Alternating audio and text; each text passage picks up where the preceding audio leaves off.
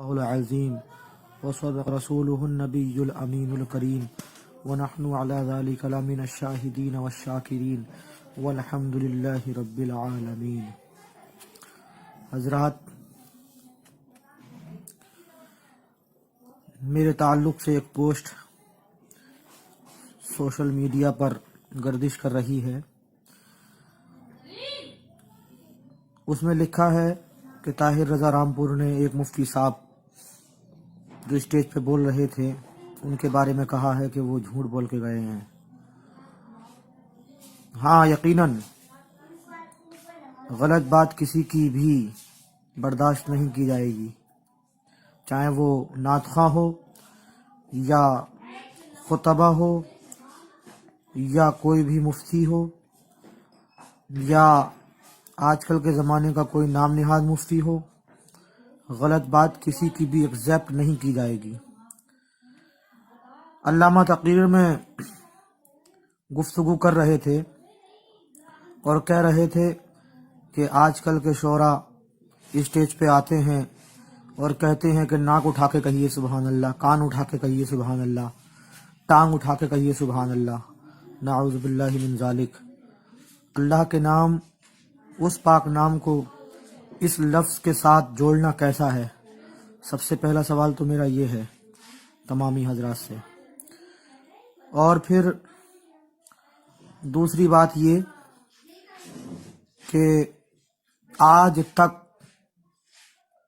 کسی بھی شاعر نے یا کسی بھی خطیب نے ایسا کہا ہو کہ ٹانگ اٹھا کے بولیے سبحان اللہ تو وہ مجھے بتائے، میں اس کو 1,00,000 روپے کا انعام دوں گا۔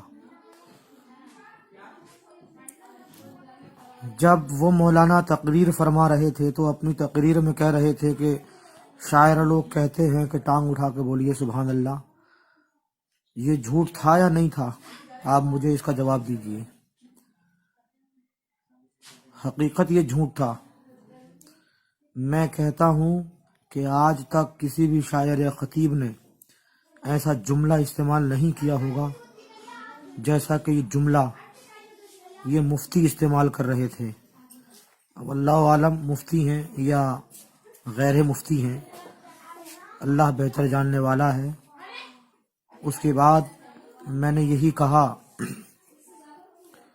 کہ ابھی علامہ صاحب تقریر کر رہے تھے، مجمع کو مخاطب کیا اپنی طرف، اور میں نے مجمع سے پوچھا کہ کبھی آپ نے سنا ہے کہ کسی شاعر نے کہا ہو کہ ٹانگ اٹھا کے بولیے سبحان اللہ، نعوذ باللہ من ذالک؟ تو سارا مجمع بولا ہم نے کبھی نہیں سنا ہے۔ تو مفتی صاحب جھوٹے ثابت ہوئے یا نہیں ہوئے؟ میں اپنے قول پہ ابھی بھی اٹل ہوں۔ آپ جہاں چاہیں مجھ سے ملاقات کر لیں، جہاں چاہیں بیٹھ کر مجھ سے اس چیز پہ بات کر لیں۔